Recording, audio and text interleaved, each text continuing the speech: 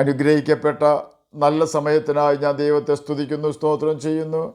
ദൈവവചനം ശ്രവിച്ചുകൊണ്ടിരിക്കുന്ന എല്ലാ ദൈവമക്കൾക്കും വീണ്ടും വരാമെന്ന് അരുളി ചെയ്തവനായ കർത്താവായ യേശു ക്രിസ്തുവിൻ്റെ ധന്യനാമത്തിൽ ഞാൻ എൻ്റെ സ്നേഹവന്ദനം അറിയിക്കുന്നു. ഇന്നത്തെ അല്പസമയത്തെ ചിന്തയ്ക്കായി 46-ാം സങ്കീർത്തനം 1-ാം വാക്യം നമുക്ക് വായിക്കാം. ദൈവം നമ്മുടെ സങ്കേതവും ബലവുമാകുന്നു, കഷ്ടങ്ങളിൽ അവൻ ഏറ്റവും അടുത്ത തുണയായിരിക്കുന്നു. അനുഗ്രഹിക്കപ്പെട്ട ഒരു വേദവാക്യമാണ് നാം കേട്ടത്. ഏദൻ തോട്ടത്തിൽ ദൈവം തൻ്റെ രൂപത്തിലും സാദൃശ്യത്തിലും ആദാമിനെ സൃഷ്ടിച്ചു. ഭൂമി മുഴുവൻ നിറയുവാനും ഭൂമിയെ അടക്കി വാഴുവാനും ആദാമിനെ ദൈവം നിയമിച്ചു. ദൈവത്തിൻ്റെ രൂപവും സാദൃശ്യവും വഹിക്കുന്നവനാകയാൽ ദൈവത്തെ കാണുന്നത് പോലെ തന്നെയായിരുന്നു ആദാമിനെ കാണുമ്പോൾ തോന്നുക. അത്രമാത്രം തേജസ്സുള്ളവനായി മണ്ണുകൊണ്ടുള്ള ആദാമിനെ ദൈവം തീർത്തു. യഹോവയുടെ ആലയത്തിലെ അതിവിശുദ്ധ സ്ഥലത്ത് സൂക്ഷിച്ചിരുന്ന പെട്ടകം ഖദിരമരം കൊണ്ടായിരുന്നെങ്കിലും അതിനെ പൊന്ന് പൊതിഞ്ഞിരുന്നതുപോലെ മണ്ണുകൊണ്ടുണ്ടാക്കിയ ആദാമിനെ ദൈവം തൻ്റെ മഹത്വം അണിയിച്ചു. അപ്രകാരം മഹത്വം പ്രാപിച്ചവനായ ആദാമിനെയും ഹവ്വായെയും സർപ്പം ഉപായത്താൽ ചതിച്ചു. ദൈവത്തെപ്പോലെ ഇരുന്നിരുന്ന ആദാമിനെയും ഹവ്വായെയും പറഞ്ഞു പറ്റിച്ച് ഇന്ന് നാം കാണുന്ന മനുഷ്യരെ പോലെ ആക്കി തീർത്തു. ദൈവമഹത്വം നഷ്ടപ്പെട്ട മനുഷ്യരെയാണ് ഇന്ന് നാം കാണുന്നത്. ദൈവമായിരുന്നു അവരുടെ സർവസ്വവും. എന്നാൽ ദൈവത്തിൻ്റെ വാക്ക് അവർ അനുസരിക്കാതെ സർപ്പത്തിൻ്റെ വാക്ക് അനുസരിച്ചതിനാൽ ദൈവത്തിൻ്റെ രൂപവും സാദൃശ്യവും ദൈവത്തിൻ്റെ വിശുദ്ധിയും അവർക്ക് നഷ്ടമായി. എന്നാൽ ദൈവം കരുണയുള്ള പിതാവ് ആകയാൽ ആദാമിനെ വീണ്ടും അന്വേഷിച്ച് അവനെ കണ്ടെത്തി അവനെ ആശ്വസിപ്പിച്ചു. ക്രിസ്തുവിന് അവർക്ക് വാഗ്ദാനം നൽകി. യേശു ക്രിസ്തു അവർക്കും നമുക്കും വേണ്ടി കാൽവരി ക്രൂശിൽ യാഗമായി തീർന്നു. അവൻ മരിച്ച് അടക്കപ്പെട്ട് 3-ാം ദിവസം ഉയർത്തെഴുന്നേറ്റു സ്വർഗാരോഹണം ചെയ്ത പിതാവിൻ്റെ വലത്തുഭാഗത്തിരുന്ന് നമുക്ക് വേണ്ടി മധ്യസ്ഥത ചെയ്തുകൊണ്ടിരിക്കുന്നു. അറിയാതെ ചെയ്യുന്ന പാപങ്ങൾക്ക് അവൻ ഇന്നും പരിഹാരം വരുത്തിക്കൊണ്ടിരിക്കുന്നു. പഴയ നിയമത്തിൽ സങ്കേത നഗരങ്ങളുണ്ടായിരുന്നു. അറിയാതെ കൊല ചെയ്യുന്നവർക്ക് ഓടി അവിടെ കയറി രക്ഷ പ്രാപിക്കാം. ഇന്ന് നമുക്കൊരു സങ്കേത നഗരമാണ് കർത്താവായ യേശു ക്രിസ്തു. നാം വായിച്ചു കേട്ട വാക്യത്തിൽ പറയുന്ന കാര്യങ്ങൾ, യഹോവ നമ്മുടെ സങ്കേതവും ബലവുമാകുന്നു, കഷ്ടങ്ങളിൽ ഏറ്റവും അടുത്ത തുണയാകുന്നു അവൻ എന്നാണ്. കോർഹിപുത്രന്മാരുടെ ഒരു സങ്കീർത്തനമാണ് ഇത്. അവർക്ക് മാത്രമല്ല, ഇന്ന് ഈ സങ്കീർത്തനം കേൾക്കുന്ന, ഈ വാക്യം കേൾക്കുന്ന സകലർക്കും ഒരുപോലെ പ്രധാനപ്പെട്ട ഒരു വാക്യമാണ്. ജീവിത ക്ലേശങ്ങളിൽപ്പെട്ട് ഉഴലുമ്പോൾ നമ്മിലറിയാതെ വരുന്ന തെറ്റുകൾക്ക് ശാശ്വത പരിഹാരം വരുത്തുന്നവനാണ് കർത്താവായ യേശു ക്രിസ്തു. യേശുവാകുന്ന സങ്കേതത്തിലേക്ക് ഓടിച്ചെന്ന് നമുക്ക് അഭയം പ്രാപിക്കുവാൻ തക്കവണ്ണം കരുണയുള്ള കർത്താവായ യേശു ക്രിസ്തു.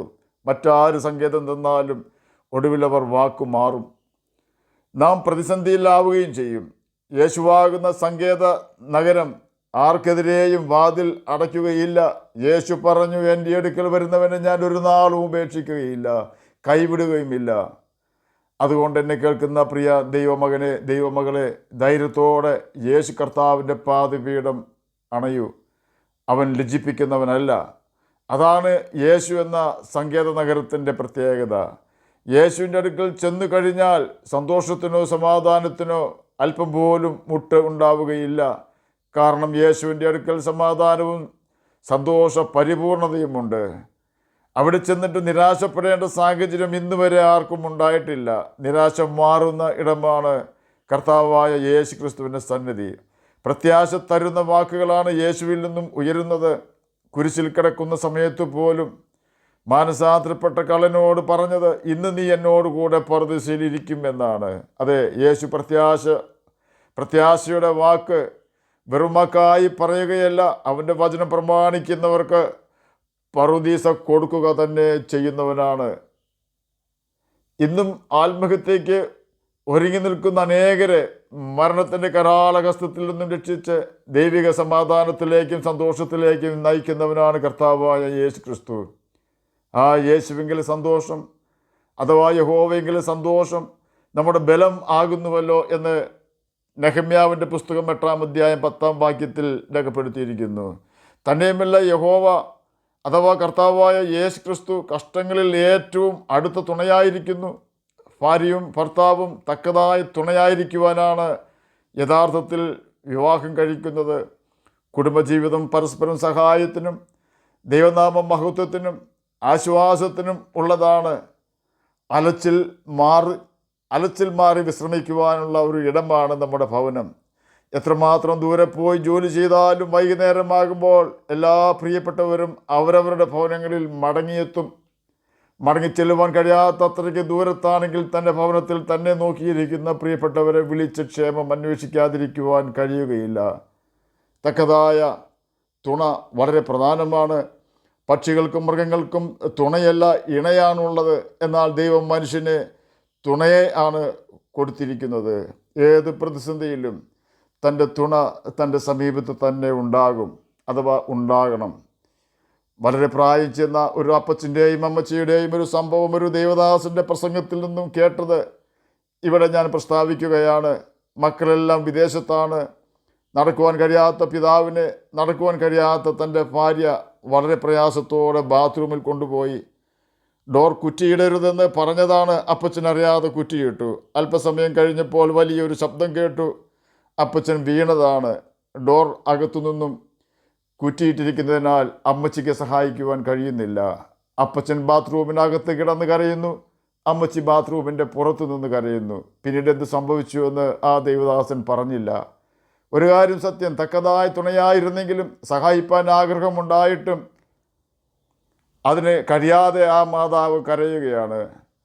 നമ്മെ സഹായിക്കുവാൻ ഉത്തരവാദപ്പെട്ടവർക്ക് അവസരമുണ്ടാകുവാൻ നാം പ്രാർത്ഥിക്കണം. ഭാര്യാഭർത്താക്കന്മാർക്കോ കുഞ്ഞുങ്ങൾക്കോ ചിലപ്പോൾ ആഗ്രഹമുണ്ടായാലും സാധിക്കുവാൻ പറ്റാത്ത സാഹചര്യമുണ്ടാകാം. എന്നാൽ ഏത് സാഹചര്യത്തിലും ഓടി വന്ന് സഹായിക്കുവാൻ കഴിയുന്ന ഒരേ ഒരു വ്യക്തിയെ പ്രപഞ്ചത്തിലുള്ളൂ. അവനാണ് കർത്താവായ യേശു ക്രിസ്തു. കോരഹിൻ്റെ കഠിനമായ പാപത്തിൻ്റെ ശിക്ഷയായി കോരഹിനെയും അവൻ്റെ മക്കളെയും ഭാര്യയെയും അവനുള്ളതൊക്കെയും നശിപ്പിക്കുവാൻ ദൈവം ഭൂമിയെ പിളർന്നപ്പോൾ കോരഹിൻ്റെ പാപത്തിൽ പങ്കുകൊള്ളാതിരുന്ന അവൻ്റെ മക്കൾ കൽപ്പന പുറപ്പെടുവിച്ച യഹോവയുടെ ആലയത്തിലേക്ക് തന്നെ ഓടുകയാണ്. ഓടിച്ചെന്നവർ യാഗപീഠത്തിൻ്റെ കൊമ്പുകളെ പിടിച്ചു. അവരെ രക്ഷിക്കുവാൻ ആർക്കും കഴിയാതിരുന്ന സമയത്ത് ദൈവം തന്നെ ആ കുഞ്ഞുങ്ങളെ രക്ഷിച്ചു. അവരുടെ പിതാവിനുള്ള ശിക്ഷയിൽ അവർക്ക് ശിക്ഷ കൊടുക്കാതെ ദൈവം രക്ഷിച്ചു. 91 സങ്കീർത്തനം 15 വാക്യത്തിൽ കഷ്ടകാലത്ത് ഞാൻ അവനോട് കൂടെ ഇരിക്കുമെന്ന് രേഖപ്പെടുത്തിയിരിക്കുന്നു. ദൈവത്തിൻ്റെ നാമത്തെ അറിയുന്നവരോടും ദൈവത്തോട് പറ്റിയിരിക്കുന്നവരോടും കൂടെ അവരുടെ കഷ്ടകാലത്ത് ഇരിക്കുമെന്നാണ് ഇവിടെ രേഖപ്പെടുത്തിയിരിക്കുന്നത്. ചുരുക്കി പറഞ്ഞാൽ ദൈവത്തിൻ്റെ വചനം പ്രമാണിച്ച് അവൻ്റെ സ്നേഹത്തിൽ വസിക്കുന്ന തൻ്റെ മക്കൾക്ക് അവരുടെ കഷ്ടകാലത്ത് ദൈവം അവരോട് കൂടെ ഇരിക്കുകയും അവരെ കഷ്ടത്തിൽ നിന്ന് രക്ഷിക്കുകയും ചെയ്യും നിശ്ചയം. എന്നെ കേൾക്കുന്ന പ്രിയ ദൈവമകനെ, ദൈവമകളെ, ഈ വാഗ്ദാനം നമുക്ക് ദൈവത്തിൽ നിന്നും ലഭിച്ചിട്ടുണ്ട്. ആകയാൽ ദൈവത്തിൻ്റെ വചനം പ്രമാണിക്കുന്നുവെന്ന് ഉറപ്പുവരുത്തി ജീവിച്ചുകൊണ്ട് നമുക്കും ഈ ഭൂമിയിൽ ജ്യോതിഷികളെ പോലെ തിളങ്ങുകയും നിത്യജീവനാവകാശികളായി തീരുകയും ചെയ്യാം. അതിന് കർത്താവ് നമ്മെ സഹായിക്കട്ടെ എന്ന് പ്രാർത്ഥിച്ചുകൊണ്ട് ഞാൻ എൻ്റെ വാക്കുകളിൽ നിന്ന് വിരമിക്കുന്നു. നമുക്ക് പ്രാർത്ഥിക്കാം. ഞങ്ങളെ സ്നേഹിക്കുന്ന സ്വർഗീയ പിതാവേ, നല്ല വചനത്തിനായി ഇങ്ങനെ സ്തുതിക്കുന്നു, സ്തോത്രം ചെയ്യുന്നു. എന്നെ കേൾക്കുന്ന ഏതെങ്കിലും പ്രിയപ്പെട്ടവർ കഷ്ടത്തിലായിരിക്കുന്നുവെങ്കിൽ അങ്ങ് അവർക്ക് ആശ്വാസം കൊടുക്കണമേ. വാർദ്ധക്യത്തിലായിരിക്കുന്ന പ്രിയപ്പെട്ടവരെ വീഴാതെ വണ്ണം താങ്ങണമേ. അവർക്ക് ധൈര്യം കൊടുക്കണമേ, പ്രത്യാശ കൊടുക്കണമേ. പഠിക്കുന്ന കുഞ്ഞുങ്ങൾക്ക് പഠിക്കുവാനുള്ള ബുദ്ധിയും ജ്ഞാനവും ഓർമ്മശക്തിയും കൊടുക്കണമേ.